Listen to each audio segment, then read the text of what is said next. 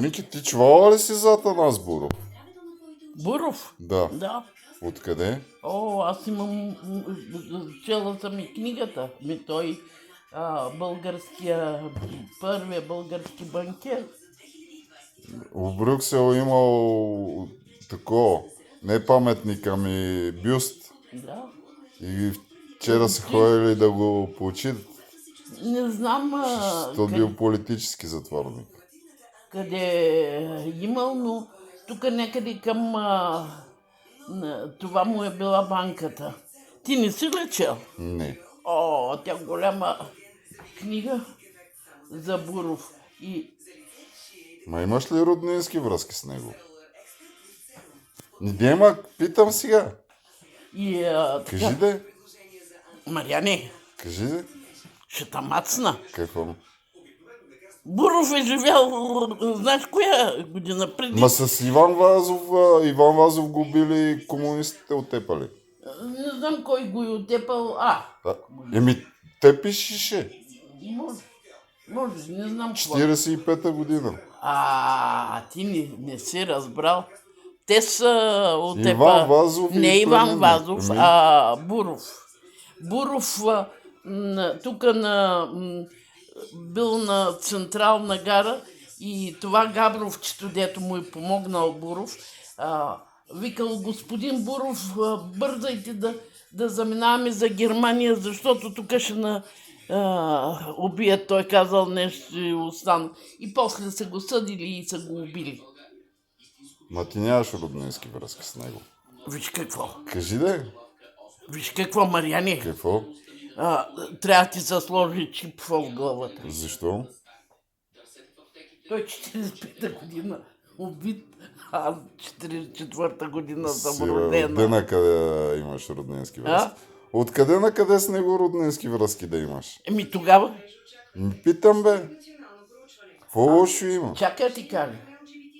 Слушай, идва в София едно Габровче.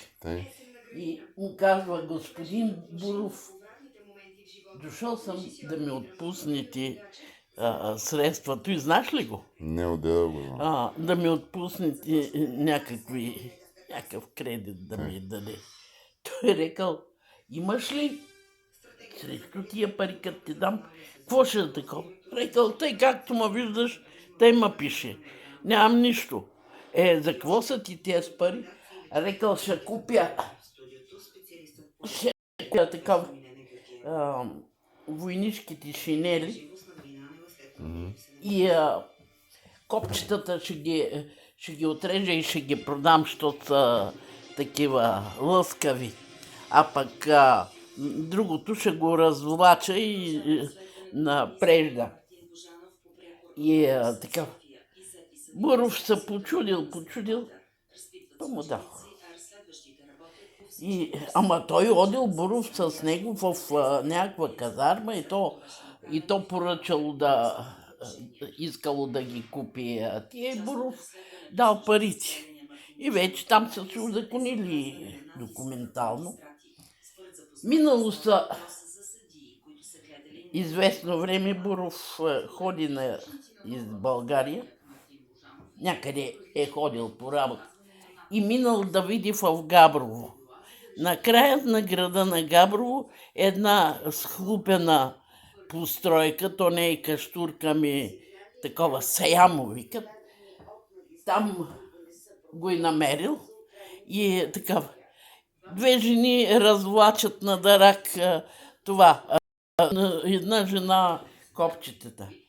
И същото това момче успява, продава копчетата и е такава. И развлачват там и после то отишло след време: господин Буров, да ми дадете, пак върнало си парите, да ми дадете заем. И той му дава заем и това момче открива първата фабрика за плътове в Габрово. Обаче 44-та година, или било 45-та година, той момче избягва в Германия, да не го убият комунистите, а Боров нарочно не е избягал. И така. И те са го убили. Ема, той се казва бизнес, дет се развивали, а не като Певски крадеца. Бизнес, бе, никой не ти казва. Нали? Никой не казва, че не е бизнес. Напротив, той е първият Бойко станал... Певски и Румен Петков само се чуят де да крадат. Марияне, моля ти И се, не е ли тъй? Марияне, моля ти се, бе, спри да Добре, говориш. бе. По двата случая е образувано досъдебно производство, научи Нова. За новините на Нова, Мария Да. Николаева.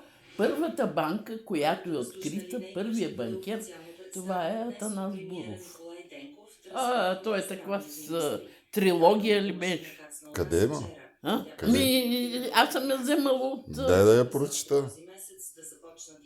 Върви се, запиши на библиотеката и си я вземи.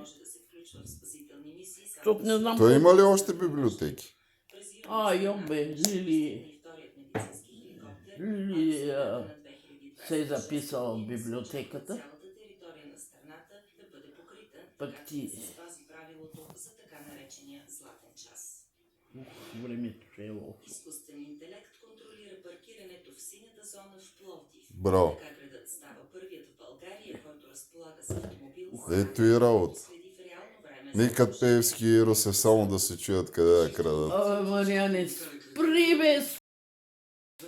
Не е ли тъй? Тъй! Ох! Върви езда! Добре, отивам да ям.